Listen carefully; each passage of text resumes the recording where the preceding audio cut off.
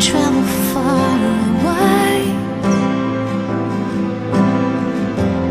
if I clear away all that's in the road that leads to you, if I try to find, will I find you?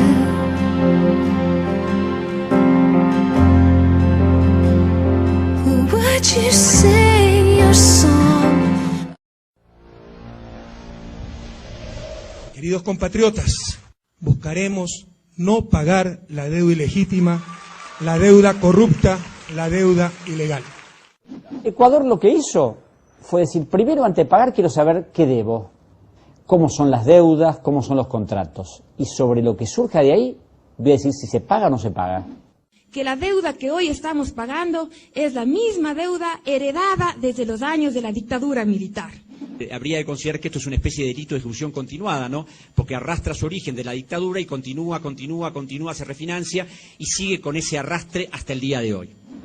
Y ahí se puede descubrir que realmente todo era también un fraude descomunal y muy parecido al argentino, las formas con que se hicieron estas cosas eran exactamente iguales en la Argentina que en el Ecuador.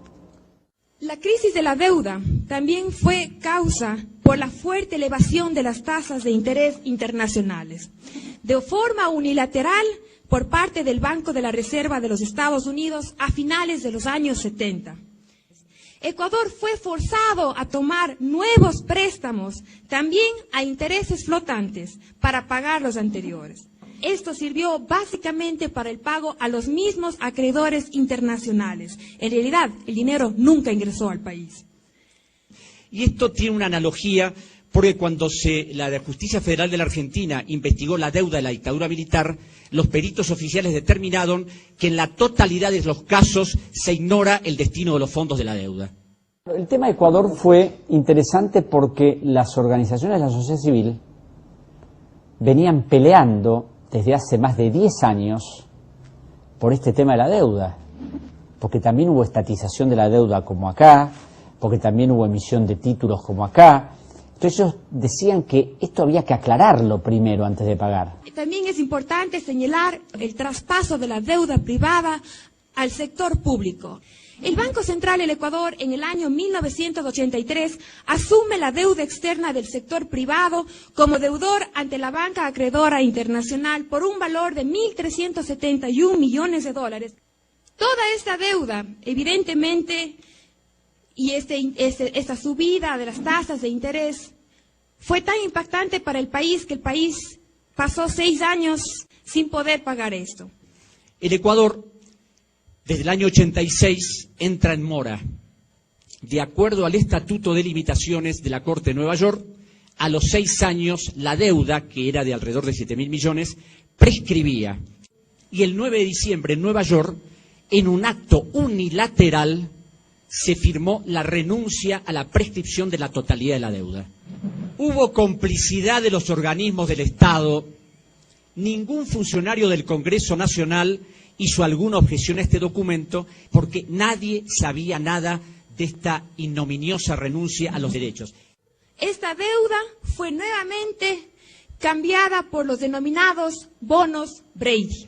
Y hubo un señor, Nicholas Brady, secretario del Tesoro, que dijo que si se cambiaba esa deuda por bonos que se podían vender en cualquier parte, se podía hacer una quita de la deuda. Y la mayor parte de los países latinoamericanos accedieron a eso. El plan Brady es el paradigma del fraude. Se pactó expresamente el anatocismo al convertir intereses en bonos que iban a generar nuevos intereses. Se estableció el compromiso de garantizar las obligaciones con la renta de los hidrocarburos en su totalidad. Entre 1992 y 1993 se exigió privatizar las entidades estatales.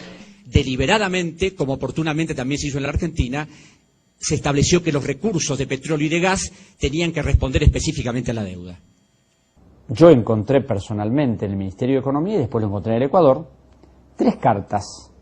Una dirigida por el Fondo Monetario a la comunidad financiera, o sea, a todos los bancos. Otra por el Banco Mundial y otra por el Banco Interamericano de Desarrollo, por el BID. ¿Qué se pedía en esas cartas?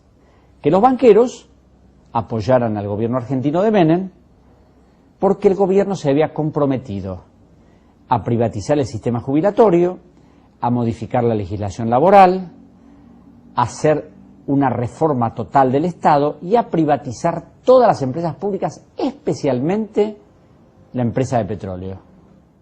El plan Brady tiene una enorme cantidad de cláusulas confusas, extensas, y una de ellas burlesca, porque en una de las cláusulas, a los efectos de fijar un plazo en el cual el Ecuador tuviera derecho a algún tipo de cuestionamiento, la cláusula decía que el Ecuador tendrá derecho a esto después de 21 años menos un día de la muerte del embajador de los Estados Unidos en la Corte St. James, Joseph Kennedy. Es decir, que cuando se extinguiera la familia Kennedy, recién el gobierno ecuatoriano podía efectuar algún tipo de reclamo. La familia Kennedy posiblemente se extinga en el año 3000, si se extingue. Entonces, después de esa extinción, el Ecuador va a tener que esperar 21 años más para hacer algún reclamo. Ahora, yo esto lo he consultado con juristas extranjeros y no podían entender que un país hubiera firmado eso. Porque no es una cláusula normal, es una burla, es tomar el pelo a un país. Y señores, ¿se dan cuenta que yo hago con usted lo que quiero? Pongo los plazos que quiero, digo lo que quiero y ustedes firman igual. Yo supongo que cualquier persona que firma un contrato no supone que está firmando un acto delictivo o un acto ilegal. Bueno, acá parece que sí, porque los acreedores dijeron, en caso de que esto pueda ser materia de una impugnación, vamos a obligar al país a que también renuncie a eso. Se procede entonces del cambio ahora de los bonos Brady a los denominados bonos Global. También los Global arrastran todo este proceso de ilegalidad. En estos contratos de deuda, hay que tenerlo en claro, se quebrantó el orden jurídico en su totalidad. Y estos bancos han sido los que permanentemente han estado en nuestro país, desde los inicios, y quienes presionaron a que el país se endeude.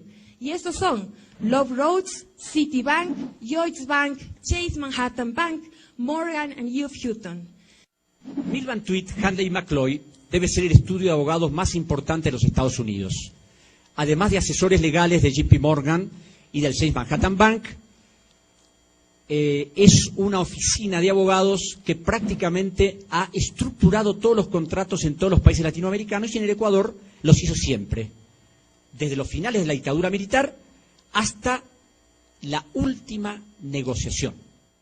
Milbank tuvo dos prominentes abogados, el doctor John McCloy, que fue primer presidente del Banco Mundial, y el doctor William Webster, que fue director de la Agencia Central de Inteligencia de los Estados Unidos, director del FBI, y juez de la Corte del Estado de Nueva York.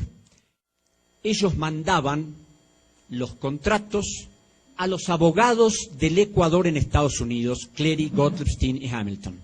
Estos abogados del Ecuador eran abogados formales, porque nunca cuestionaron los contratos y siempre de acuerdo al interés de los acreedores.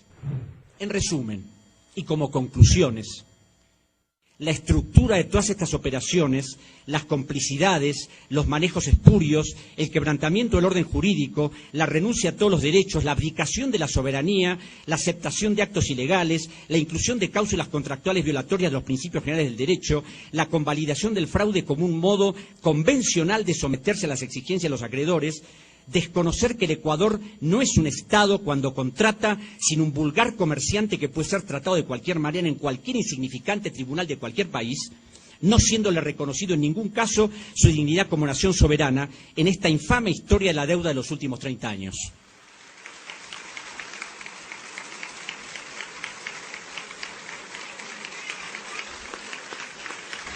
Cuando se le dio el resultado de la auditoría, se les dijo, le voy a pagar nada más que el 30%, ni un centavo más. Y basta de emisión de bonos, de nuevos títulos, no. ¿Qué hicieron los acreedores? Aceptaron en su totalidad la oferta. ¿Por qué? Porque sabían que si hacían un juicio contra el Ecuador tenía una auditoría donde se estaba demostrado cómo había sido todo ese proceso de deuda, y eso podía tenerles indudablemente consecuencias imprevisibles de no cobrar nunca más. La impunidad con la que siempre se manejaron los acreedores les hizo confiar en que las constancias no se conocerían nunca. Nunca imaginaron que un presidente del Ecuador el economista Rafael Correa Delgado, quebrando una historia de décadas de claudicaciones y sometimientos, iba a interrumpir el saqueo de la República, mostrando al mundo por primera vez la arquitectura del escandaloso fraude de la deuda. Muchas gracias.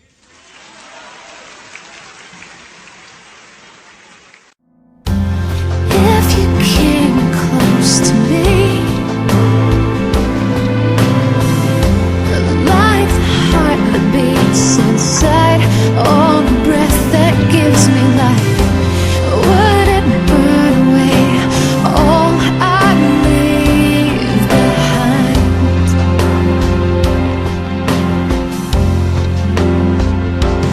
Would you sing your Quito, Ecuador, 2 ottobre. Cuando me logran colocar en el carro blindado che habían puesto. Mi hanno caricato su un'auto blindata all'uscita dall'ospedale e potete vedere che la macchina ha 5 fori di proiettile. Si voleva uccidere il Presidente della Repubblica. È il racconto del capo di Stato dell'Ecuador, Rafael Correa, all'indomani del fallito golpe tentato dalle forze dell'ordine. Per avvalorare la tesi del tentativo di omicidio, Correa ha parlato dei colpi trovati sull'auto, spiegando che un agente speciale, arrivato per difenderlo, è stato ucciso al suo posto. La pallottola era per me, ha aggiunto. Hemos demostrado que no más claudicar. Abbiamo dimostrato che non cederemo, non torneremo indietro ai tempi in cui i salari più alti si conquistavano con l'uso delle armi, ha concluso Correa. 3 colonnelli della polizia ecuadoriana sono stati arrestati con l'accusa di tentato omicidio contro il presidente.